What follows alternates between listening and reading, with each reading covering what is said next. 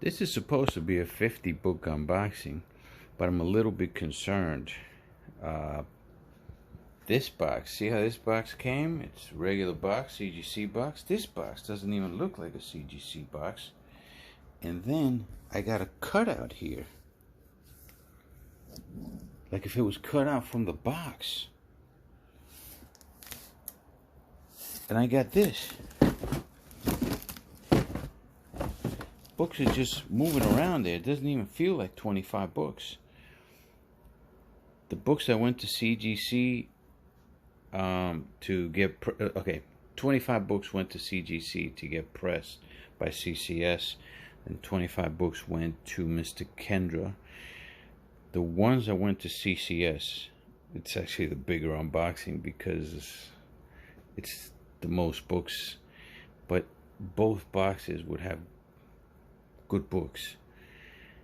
I'm concerned about this box because I can't think that CGC will let books out like this, and it doesn't even feel like for 25 books. So I'm going to open this up. Okay, here we go.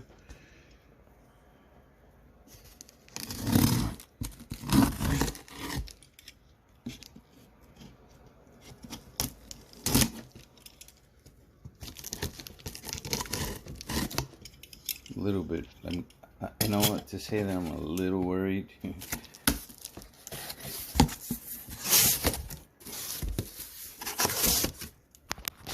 Yo.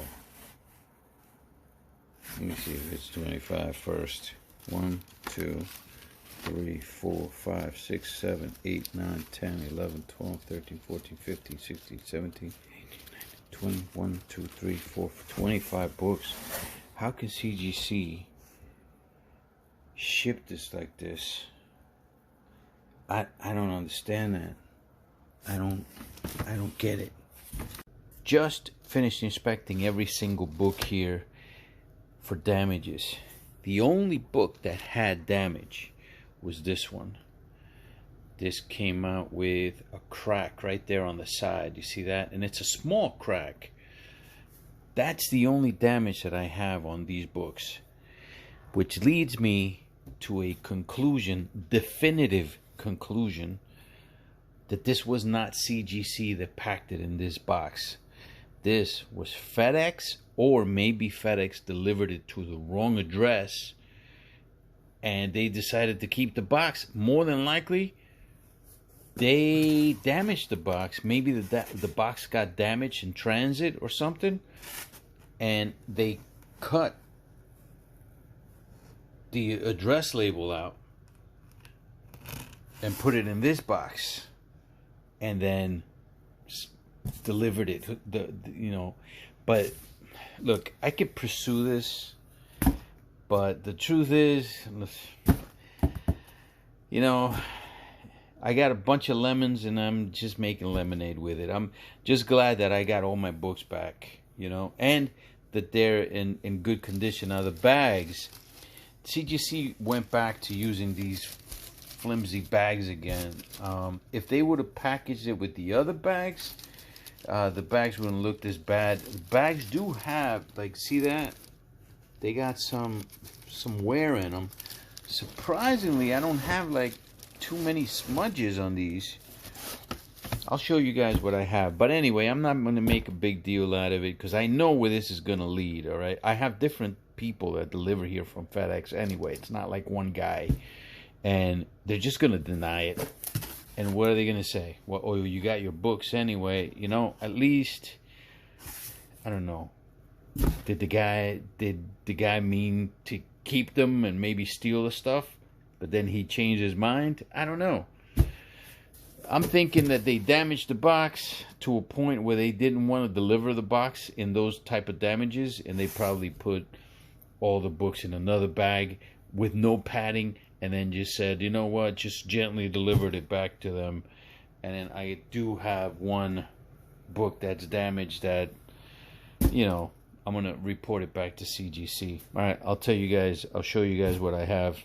I might end up doing 2 videos here because I don't want this to be too long again. So, as usual, we're going to do 4 columns. We're going to break this up into 4 columns. Losses, even Stevens. I just put down a little bit more, like up to 50% in the black. Profits are 50 to 100%. And why we do this? This is why we do this, right? I added a 5th column here for like specs. And these are books that I'm probably going to be holding on for a little while, but they're good books. They're definitely not losses, and I could sell them right now for profits, but I want to maximize my profits later. So I think that they're good specs, and we're going to just hang on to them for a little while. All right, some of these I might end up hanging on to anyway, but those I really like. Okay, so start with the losses, definite losses, right? So this is a book that people are specking on, the Marvel Zombies, number 21 of Ultimate Fantastic Four, and go low. I have number 22 as well. Sent them both in. I thought, you know, these had like these hairline ticks on them that did not break color. But sometimes when they get pressed, man, I guess it has to do with humidity. I don't press myself, so and it's something I've said that I want to start doing. But you see that? Those were not really like color breaking. But they are now, you know, and that's the reason why this reached a 9.2 in the back. If you guys are specking on this particular book, see that red? That red is going to show everything. That's it. That is a bright, bright red. And you could actually see those ticks there. You know? It's a shame. Because for this book to not have been a loss, I would have needed like a 9.6. Maybe even a 9.4, I would say. But even at a 9.4, I think this would have been a loss. You need like a 9.6 and higher on those. This book is the same thing. You see that? It's like a dark. See, yeah, I think you could see them.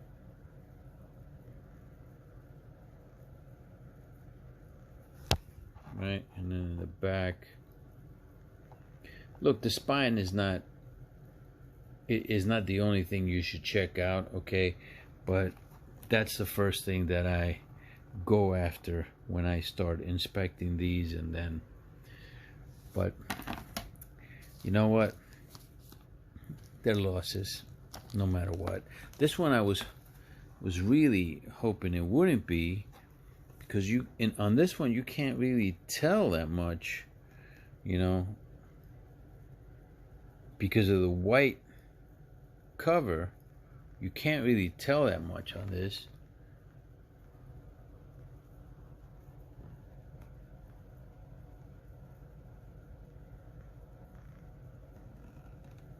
See, look at that. That looks pretty nice, right? Got to be in the back that I got nailed for.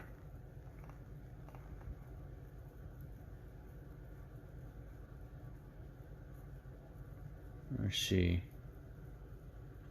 Man, I still don't see it. More than likely, it's on that white cover. Might be ticks on that white cover. And they just caught them. But 9.2, and 9.2 is a loss. Unfortunately, you need in most moderns, you're gonna need you know, 9.6 or better on most moderns like this. This one's a damn shame. 9.4. Pichelli sketch cover. This probably wouldn't have been a loss maybe a year ago, but it's a loss now. And I actually thought this one had a shot at a 9.8, as I did with that boys number 24. You know, it came back as a 9.4. I mean, sometimes you look at these and you're like, well, what the heck? Where the hell is a 9.4? Maybe a little bit of color rub right there by the staple, maybe, right? Alas, it's a 9.4. So those are the losses. Even Stevens, you know what? I'm going to call this an even Steven because I don't have much into this book. And it's a 9.4. And this book is still, this could end up being a loss, by the way. It could. But there's some spec value on this one. And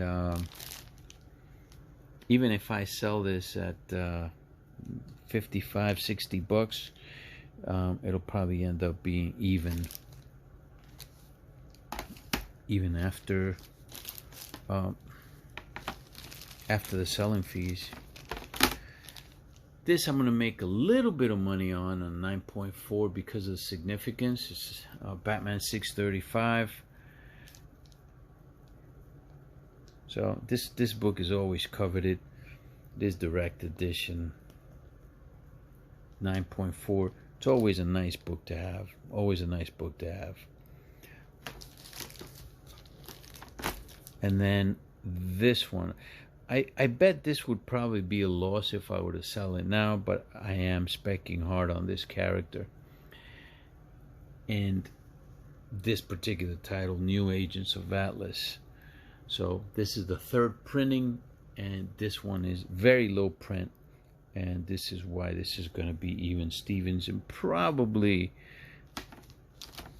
I might make over 50% in profit on this, maybe, you know, when I decide to sell it, because I don't expect this to completely die out. You know, these are the profits, 50 to 100% profits. Again, I don't have much into these, and that's why they're really like 50 to 100%. This is a 9.8 of Star Wars High Republic Adventures #1. Ended up getting these because of Wilbert. Wilbert was touting this this series when it first came out, and this was the retail incentive.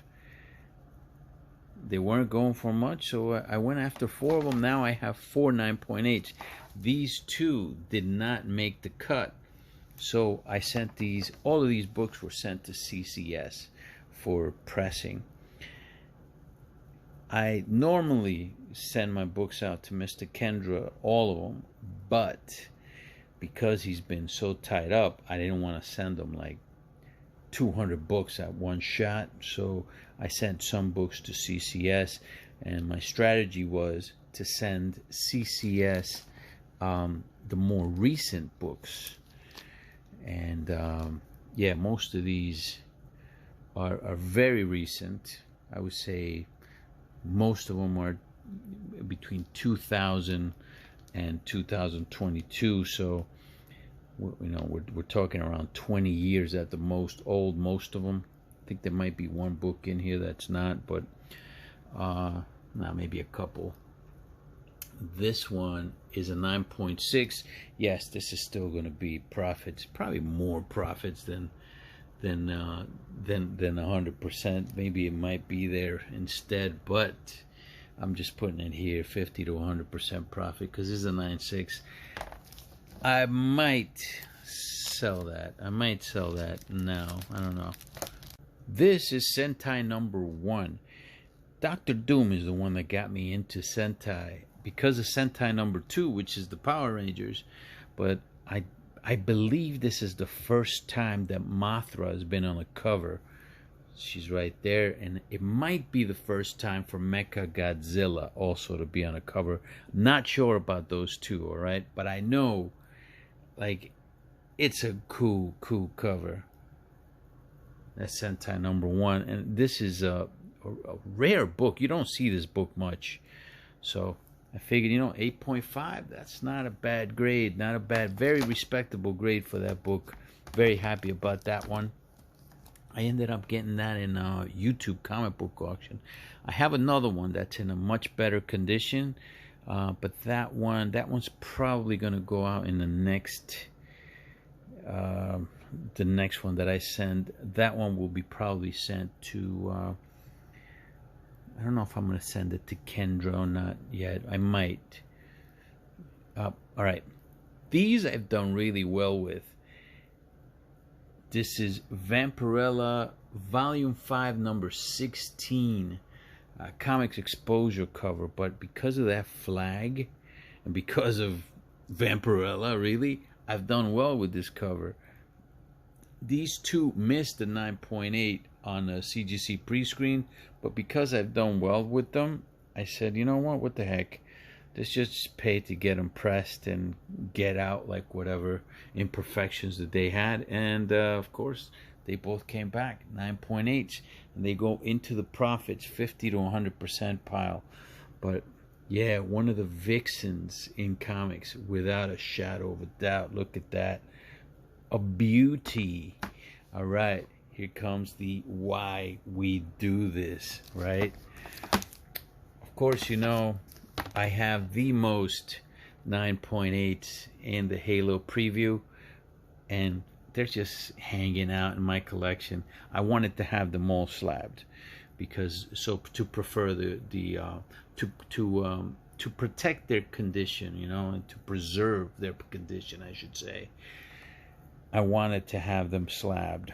So whichever ones were 9.8, I wanted them to come back 9.8s. This is the one that came cracked, and this is the one that's going to be sent back to CGC to get reholdered. Where's that crack again? Right there's that crack, see? Yep. Not CGC's fault again, guys. That's freaking FedEx. All right. Again, I'm not even gonna make a big deal out of it. I'm glad I got my books back, and if it was the delivery guy, the driver that damaged the box, and at least he put them back in another box and gave me back my books. I got 3 9.8, so I sent 4 of them in. 3 got 9.8s, 1 got the 9.6. I kept those in pristine condition. Look at this. This is nice. It's a newsstand. I bought this newsstand. You can buy this book really cheap right now. Maybe $10, $5, $10. You might even be able to find this in a $2 bin, maybe. All right. Maybe. It all depends on where you find it. I've seen people find them in flea markets. They're very hard to get in this condition, though, because this is a book from 1986. You know, now they're putting newsstand on it. 1986 is when the newsstands are 50-50. Actually, you know what? 86, I think it's when they started going more direct, the newsstand. I think that's when the shift began in 1986. But either way, you find less of these in 9.8 on newsstands than you do on directs, you know. But chances that you're going to get a 9.8 are very slim, but I got a 9.8. And this is nice. This is nice. I'm going to definitely be selling that. Doesn't go for much, you know. You would think that a 9.8 on X Factor number 5, this is the cameo for Apocalypse. You would think that it would go for a lot. It goes for around $250, maybe $200. I would say $250 is probably where I could sell it for.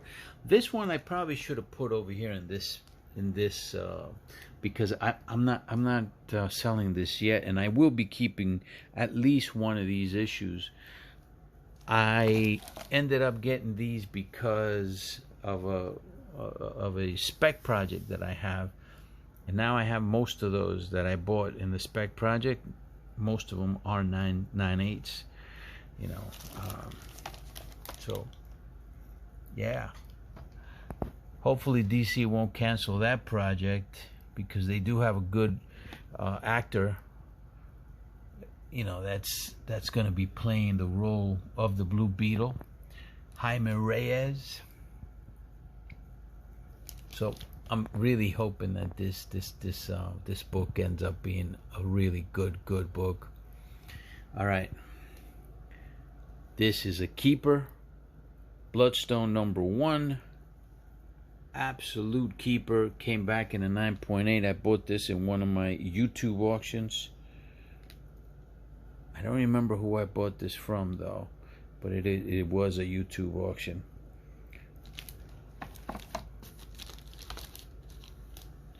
That book took a little bit of a dive, but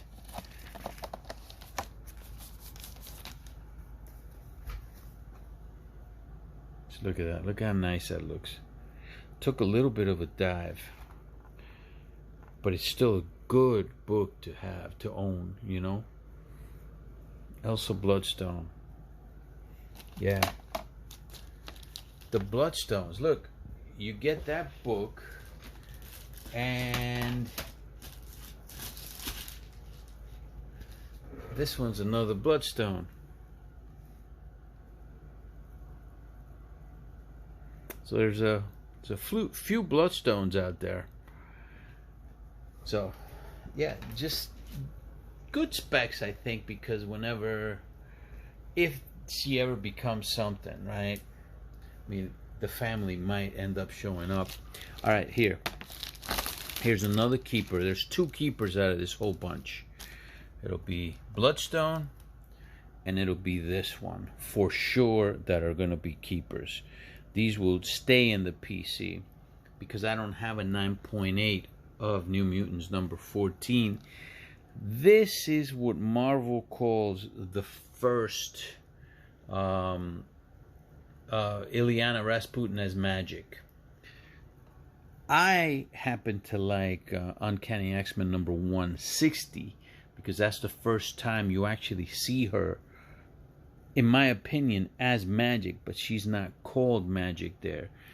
The title of this particular book is Magic. So that's the reason why you know what the heck, I found this in my PC, and I said, you know, I kept it in great condition, so I just sent it out, and look at that, nice. I wish it was a newsstand though, but I'll take it.